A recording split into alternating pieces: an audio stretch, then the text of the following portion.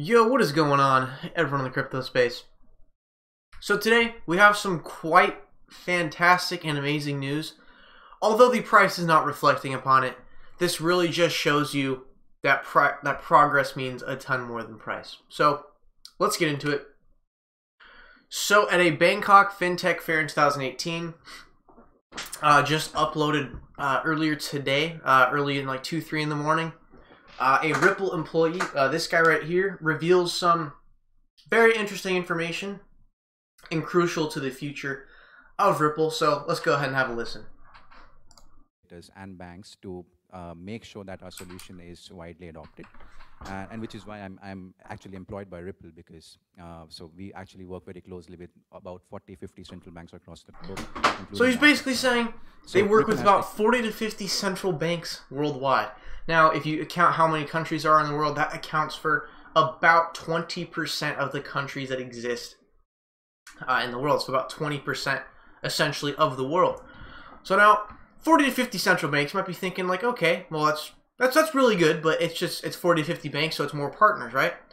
It goes a lot more deeper than that. Ripple's strategy, I'm really starting to see this now with this information.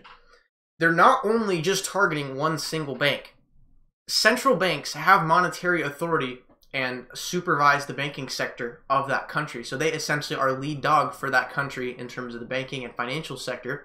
So they essentially lead the rest of the banks on certain decisions. They control interest rates, exchange rates, things that matter. They have a monetary authority over the other banks of that country. So it's, for example, the Federal Reserve has authority over all of the banks that exist in the U.S. and makes a lot of decisions and is the lead dog for essentially any decision that they want to make for the financial sector. So central banks, it's not just one bank.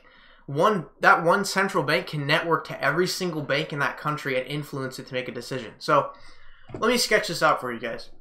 So let's just take 5 central banks, for example. So they did say 40 to 50, but I can't fit 40 to 50 banks in a sketch on my screen. So let's just say we have, let's actually do 3. Let's just do three banks. So we do know that we do have 3 central banks that are officially announced as partnerships. One of them being Thailand, the other one Bank of England, and then the other one is Saudi Arabia.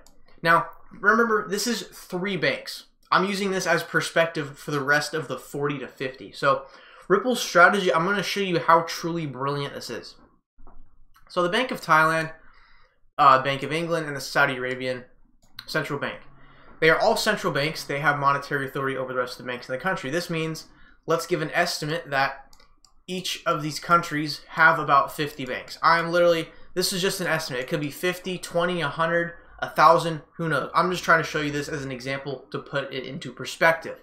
So now Ripple, they are officially partnered with all of these banks, right? So Ripple they got an umbrella of these 3 banks, the Bank of Thailand, Bank of England, and the Saudi Arabian Monetary Authority. Now, this is what's brilliant. They are communicating with 3 different banks. They're working with 3 different banks, but at the same time, they are networking to the rest of the banks in that country by only working with one bank. Now, you guys got to truly see how brilliant this is. They're not targeting one bank, but they are targeting one bank at the same time. They are targeting one bank and actually networking to the rest of the banks in that country through that central bank. So you got to see how brilliant this is. Now, this is just 3 central banks. 3 goes into 50 about 15 times. So take this, but then multiply it by 15. So if they're working with 40 to 50 banks, and each one of those banks can network to about 50 banks in their country, that's truly brilliant. They're taking less of their time communicating with banks, and they're skipping just going to the regular bank. And what's brilliant is they're going to the central bank of the country. By communicating with that one central bank, they are also indirectly communicating with the rest of the banks in that country. Now, let's say the Bank of England, let's say they start using the Ripple technology. They use XRP. They're cutting costs and advancing global commerce.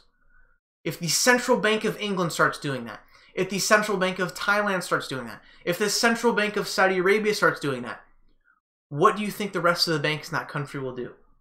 if the central bank of that country, that is the monetary supervisor of that whole country, makes all the decisions for those banks, what do you think those banks would do if their central bank adopts a new technology and starts saving money? Central banks have a lot of influence on the rest of the banking sector in the country, so it only makes sense that the rest of the banks would eventually use XRP. So guys, this is truly brilliant. By targeting one bank, they're actually targeting 50 banks, 100 banks, 200 banks by targeting one bank. Now, they are officially, it's confirmed they're working with 40 to 50. So if each one of those banks on average has 50 banks in that country they can target, let's do that. Let's say, best case scenario, he didn't say 40 to 50 central banks. Let's say it's 50 central banks. And let's multiply that by each of those banks. Let's say worst case scenario, they have 20 banks they can contact with. That's over 1,000 banks they can network with. Let's say each one of those central banks has contact over 100 banks in that country. That's over 5,000 banks that could potentially be a Ripple client. This is why it makes sense when Brad Garlinghouse says that their aim is to have more than half of the banks worldwide on the Ripple network. By targeting one central bank, they are targeting many individual banks indirectly by networking through the central bank. It is truly brilliant. Hold XRP. Price right now doesn't mean shit. It really doesn't mean anything. You see what their brilliance is, targeting, going to the core of the country, into the central bank. It's truly brilliant, guys. So thank you guys so much for watching this video. You can follow my Twitter at Teenage Buffett, or pick up a Ledger Nano S to keep that cryptocurrency safe. With all these 40 to 50 central banks we're working with, I'm speculating that XRP will be worth quite a bit in the future. So thank you guys for watching this video. I hope I put it into perspective and really showed you the reality of the very intelligent strategy of targeting a central bank. So thank you guys for watching this video. I will see you in the next one.